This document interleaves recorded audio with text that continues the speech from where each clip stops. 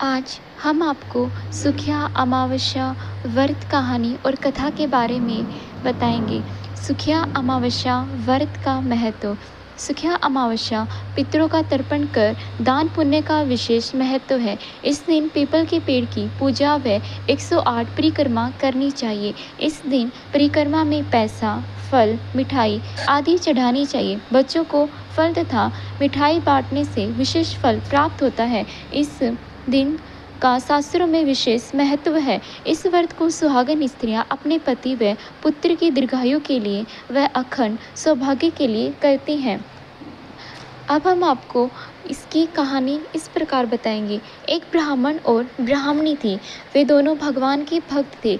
घर में सब कुछ था, पर उनके कोई संतान नहीं होने से वे बहुत दुखी रहते थे। एक दिन अपनी स्त्री से वन में तपस्या करने जाने के लिए कहा और भगवान पर भरोसा करके वन में चला गया। जंगल में जाकर तप करने लगा। बहुत वर्ष बीत गए। उसको वैराग्य हुआ कि अब अपना जीवन समाप्त कर दूंगा। इस प्रकार सोचकर वह पेड़ की डाली पर फांसी का फंदा लगाकर मरने को तैयार हो गया। तब सुख अमावस्या प्रकट होकर बोली, देख ब्राह्मण, तुम्हारे 7 जन्म तो कोई संतान नहीं लिखी है, किंतु मैं तुम्हें 2 कन्या का वरदान देती हूँ। एक का नाम अमावस्या, दूसरे का नाम पूनम रख देना। तेरी स्त्री को कहना कि सुख अमावस्या का व्रत या उपवास करे।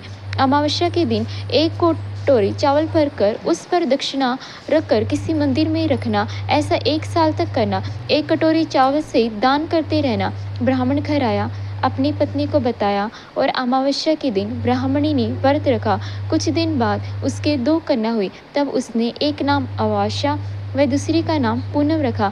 धीरे धीरे बड़ी होने पर उनका विवाह किया। बड़ी बहन अमावस्या धार्मिक थी, जबकि छोटी बहन का बिल्कुल ही नहीं मानती थी।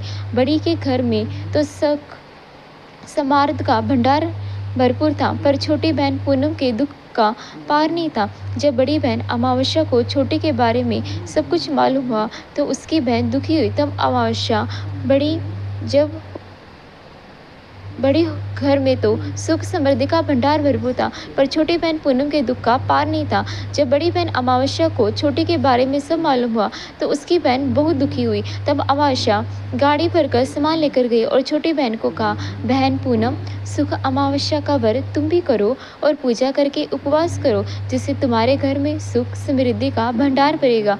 1 साल तक चावल का कटोरा भरकर सदक्षिणा दान करना।